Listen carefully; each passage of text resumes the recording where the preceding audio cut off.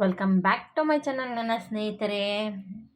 ನಾನು ನಿನ್ನೆ ಒಂದು ವಿಡಿಯೋ ಹಾಕಿದ್ದೆ ಸ್ನೇಹಿತರೆ, ಚೌಡಂಗಿ ಸೊಪ್ಪು ಅಂತ, ಮೂಲವ್ಯಾಧಿಗೆ ರಾಮಬಾಣ ಅಂತ. ಇದು ಸಹ ಅದೇ ಸೊಪ್ಪಲ್ಲೇ ರೆಸಿಪೀಸ್ ಮಾಡಿ ತೋರಿಸ್ತೀನಿ ಅಂತ ಹೇಳಿದ್ನಲ್ಲ, ಅದೇ ಸೊಪ್ಪನ್ನೇ ಎಲೆ ಮಾತ್ರ ನೀಟಾಗಿ ಎಲ್ಲ ಬಿಡಿಸ್ಕೊಂಡು ತೊಳೆದಿಟ್ಕೊಂಡಿದ್ದೀನಿ ನೋಡಿ ಸ್ನೇಹಿತರೆ. ಇದು ಸಣ್ಣದಾಗಿ ಹೆಚ್ಚಬೇಕು ಕಣ್ರಿ. ಹೆಚ್ಚುವ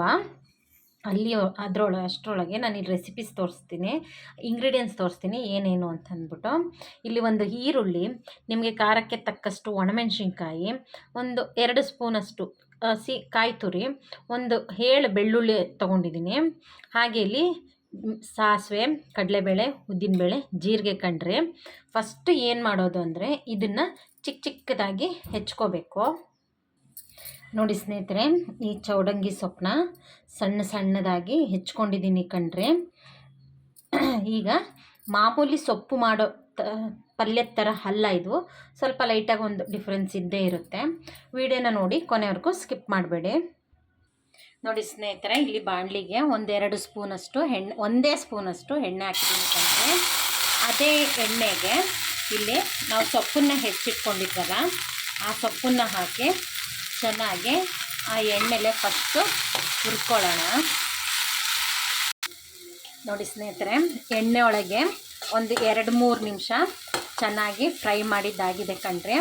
ಈಗ ಇದನ್ನು ತೆಗ್ದು ಸೈಡಲ್ಲಿಡೋಣ ನೋಡಿ ಸ್ನೇಹಿತರೆ.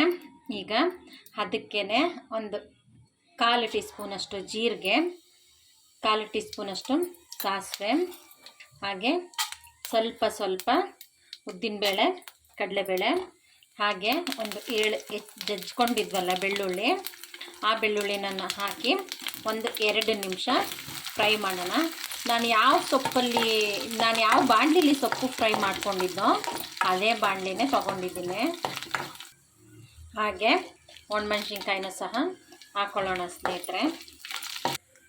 ಈಗ ಫ್ರೈ ಆಗ್ತಿದ್ದಾಗಲೇ ಇಲ್ಲಿ ನಾವು ಏನು ಹೆಚ್ಚಿದ್ವೋ ಆ ಈರುಳ್ಳಿನೂ ಸಹ ಹಾಕ್ಕೊಳ್ಳೋಣ.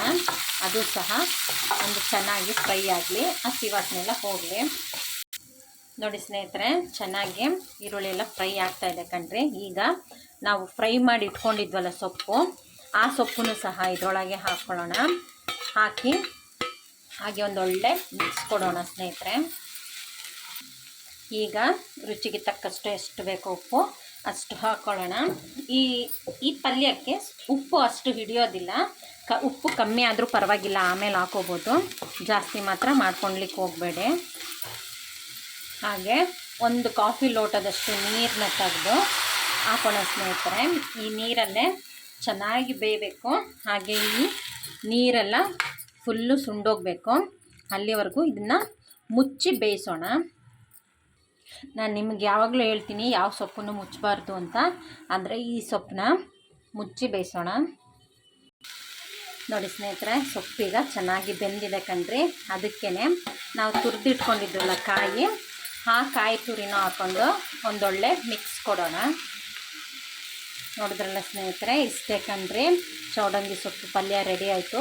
ಈಗ ಸರ್ವ್ ಮಾಡ್ಕೊಳ್ಳೋಣ ನೋಡಿ ಸ್ನೇಹಿತರೆ. ಸಿಂಪಲಾಗಿ ಮತ್ತು ಅಷ್ಟೇ ಸೂಪರಾಗಿ ಚೌಡಂಗಿ ಪಲ್ಯ ರೆಡಿಯಾಗಿದೆ ಕಣ್ರಿ. ಇದು ಮೂಲವ್ಯಾಧಿಗೆ ನಂಬರ್ 1 ಸೊಪ್ಪು ಅಂತಂದರೆ ಸುಳ್ಳಾಗಲ್ಲ, ತಪ್ಪಾಗಲ್ಲ. ಹಾಗೆ ಇದನ್ನ ಮಸ್ಟ್ ಟ್ರೈ ಅಂತ ಹೇಳ್ತೀನಿ. ಯಾಕೆಂದರೆ ನಮ್ಮ ನ್ಯಾಚುರಲಾಗಿ ಸಿಗೋವಂಥ ಸೊಪ್ಪು ತರಕಾರಿನೆಲ್ಲ ಯೂಸ್ ಮಾಡಿಕೊಂಡು ಆರೋಗ್ಯವಾಗಿರೋಣ. ಹಾಗೆ ಸಾನಿಧಿ ಸಿಂಪಲ್ ಅಡುಗೆ ಮನೆ ಚಾನಲ್ನ ಸಬ್ಸ್ಕ್ರೈಬ್ ಮಾಡ್ಕೊಳ್ಳಿ, ಲೈಕ್ ಮಾಡಿ, ಶೇರ್ ಮಾಡಿ. Thank you.